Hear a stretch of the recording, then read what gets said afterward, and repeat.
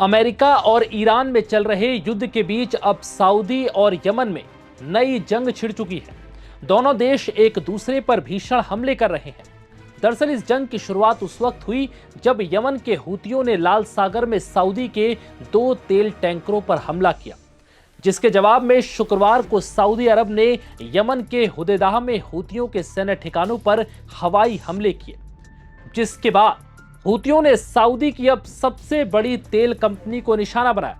जी हां, सऊदी नेतृत्व वाले गठबंधन के प्रवक्ता मेजर जनरल तुर्की अल मल्की ने एक्स पर लिखा, हमने हुदैदा प्रांत में आतंकवादी हूती मिलिशियाई के वैध सैन्य ठिकानों के खिलाफ उचित सैन्य जवाबी कार्रवाई की।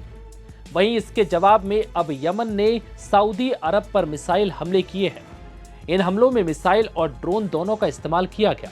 सऊदी अरब के जिजान औद्योगिक शहर में धमाकों की आवाज सुनी गई। जिजान की एक अहम सऊदी सुविधा को मिसाइल हमले में निशाना बनाया गया, जिससे दुनिया की सबसे बड़ी तेल कंपनी अरामको पर सीधा खतरा मंडरा रहा है। इस हमले के बाद कई इलाकों में बिजली गुल हो चुकी है। अरब सूत्रों के अनुसार यमन ने अरामको से जुड़ी एक तेल सुविधा को भी निशाना बनाया है।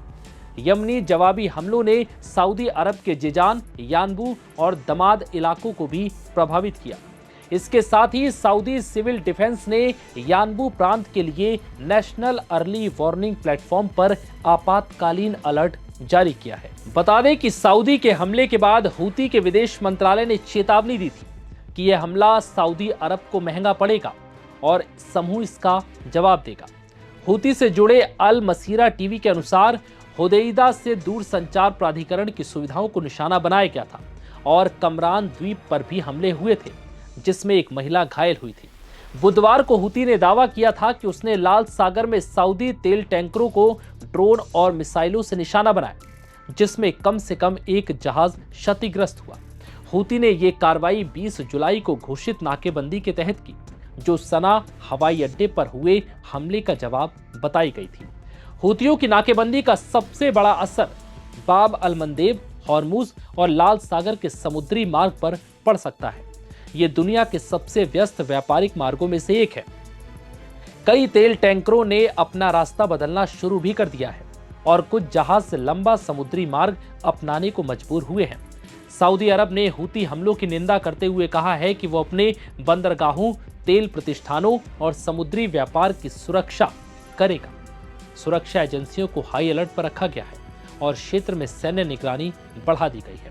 अब यह समझिए कि हूती और सऊदी के बीच जंग से दुनिया चिंतित क्यों है। दरअसल इस चिंता का मुख्य कारण है इस जंग से कच्चे तेल की कीमतों में उछाल आना। वैश्विक सप्लाई चेन प्रभावित हो सकती है। भारत, चीन, जापान समेत कई देशों के ऊर्जा आयात पर असर पड़ सकता है। जहाजों का बीमा महंगा हो सकता है और समुद्री माल ढुलाई की लागत बढ़ सकती है। विशेषज्ञों का कहना है कि हालात बेहद संवेदनशील हैं। संयुक्त राष्ट्र, ओमान और अन्य मध्यस्थ तनाव कम करने की कोशिश कर रहे हैं, लेकिन फिलहाल दोनों पक्ष के बीच अविश्वास बढ़ता जा रहा है। अभी यह कहना जल्दबाजी होगी कि पूर्ण युद्ध निश्चित है, लेकिन सैन्य टकराव का खतरा पहले की तुलना में काफी बढ़ चुका है और इसका असर अब सीधे तौर पर तेल और गैस के दामों पर देखने को मिल सकता है। फिलहाल इस रिपोर्ट में इतना ही।